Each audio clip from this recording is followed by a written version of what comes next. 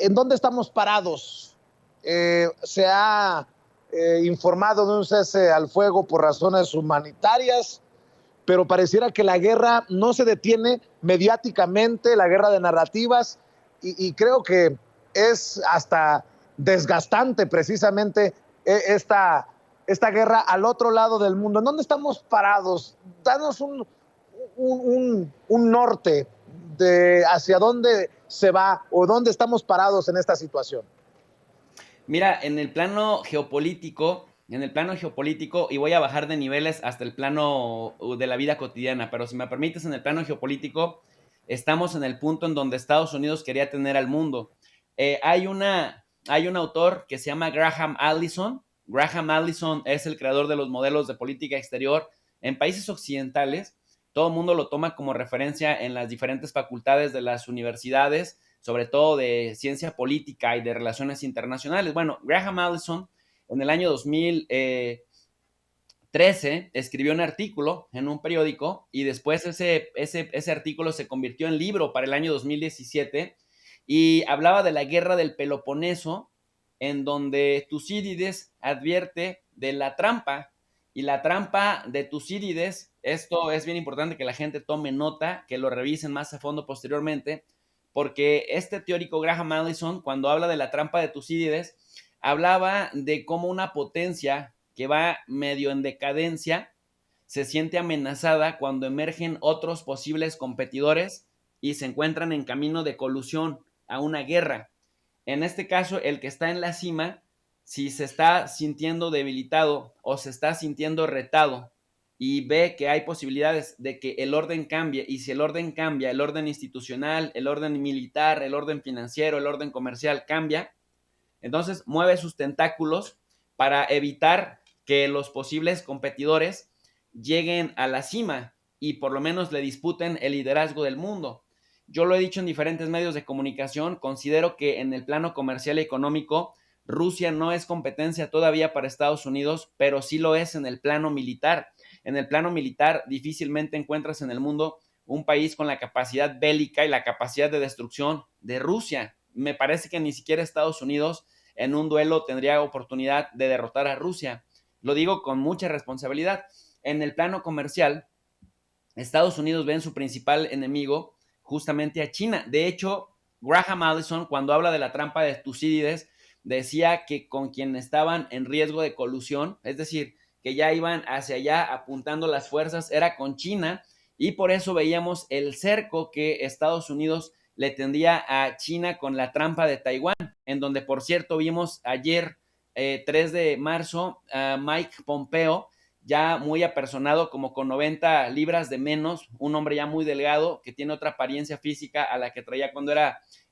secretario de Estado, del Departamento de Estado, y andaba en Taiwán, fue condecorado y decía que ya Estados Unidos debería de una vez por todas reconocer a Taiwán, es decir, que como funcionario sostuvo que China era un estado genocida porque estaba asesinando a la población de uigur de Xinjiang,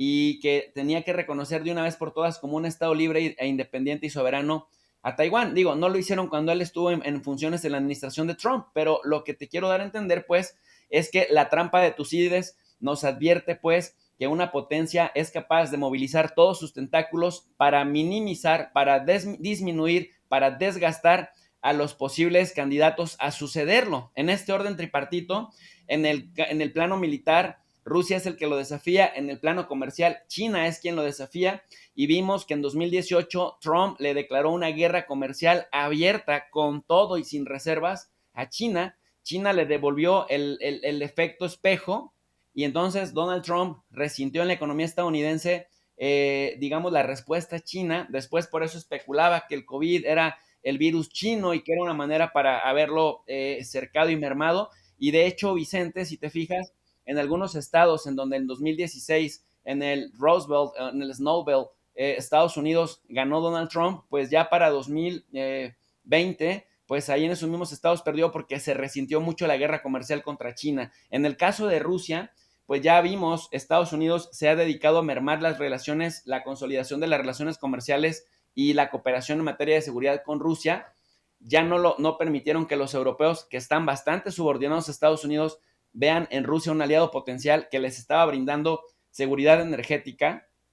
y frustró el Nord Stream 2 y además también frustró el acercamiento comercial en otros ámbitos de la canasta básica. Por eso vemos, querido Vicente, que tienes el petróleo disparado. Por ejemplo, el petróleo Brent está entre 108 y 113 dólares por barril el costo. El petróleo, el West Texas Intermediate está en 103, 104, pero está rompiendo récords hacia arriba. Dicen que menos mal que los panistas, la derecha mexicana, no son apostadores, porque cada que apuestan algo le pierden, porque se dejan llevar más por la ideología que por el cálculo racional bien documentado. Y estos que decían que se apostara por las energías verdes, pues ahora que Rusia le cierre la llave al gas con Europa, que también es algo que Estados Unidos buscaba, mermar para siempre esa relación, para acercar a sus aliados Qatar, a sus aliados Australia y ellos mismos como proveedores principales del gas en el mercado europeo, pues lo van a resentir mucho los europeos, porque ahora se les va a empezar a disparar hasta 6 o 7 veces más el gas. Y esto de por sí, querido Vicente, que le va a dar muchas ganancias económicas a Estados Unidos con el menor riesgo posible, porque si se desata una guerra se desataría en el continente europeo, con el menor riesgo, porque pues Estados Unidos finalmente hay un océano que lo separa de ese escenario bélico y se va a dedicar a hacer un poco lo que hacía en la Segunda Guerra Mundial, a desgastar al otro significativo, a vender insumos de guerra, a especular con el comercio de las armas y por otro lado también a proveer la materia prima que a Europa le va a dejar de llegar de Rusia. Mira, Rusia es la potencia mundial de trigo, la quinta parte del trigo que se produce en el mundo se produce en Rusia y Europa se beneficiaba bastante de eso. Entonces, ahora que Europa mismo se están comportando de manera muy xenófoba con los rusos, que de verdad me parece que incluso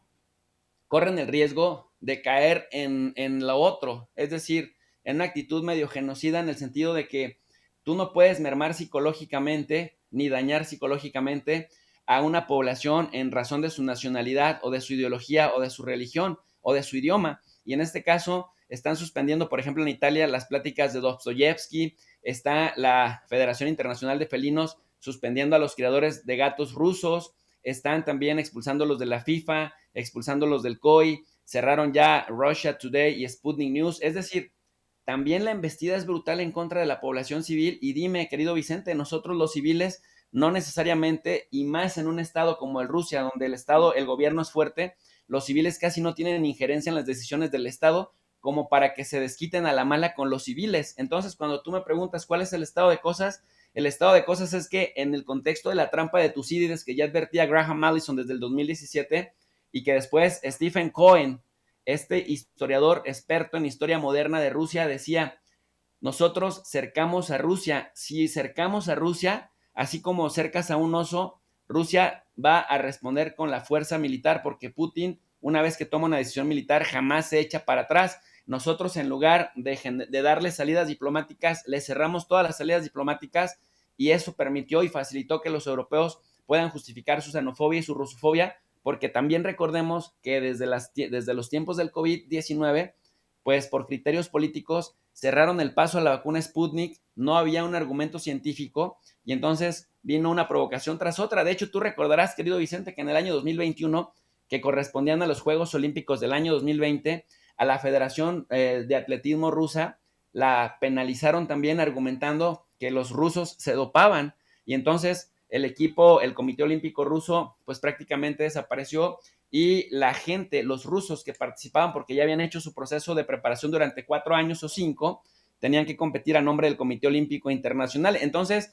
la gente piensa que nada más empezó ahorita, la gente piensa que es nada más Ucrania, cuando no tienes un conocimiento geopolítico y cuando no llevas una cronología, una relación de hechos cronológicamente bien establecidos, piensa uno que es del momento, pero es que la verdad vienen cercando y vienen presionando a Rusia desde hace unos años, hasta que prácticamente al quitarle todas las salidas diplomáticas en todos los ámbitos, en el financiero, en el comercial, en el político, en el diplomático, pues terminaron por generar esta reacción que estamos viendo, Vicente. Profe, he leído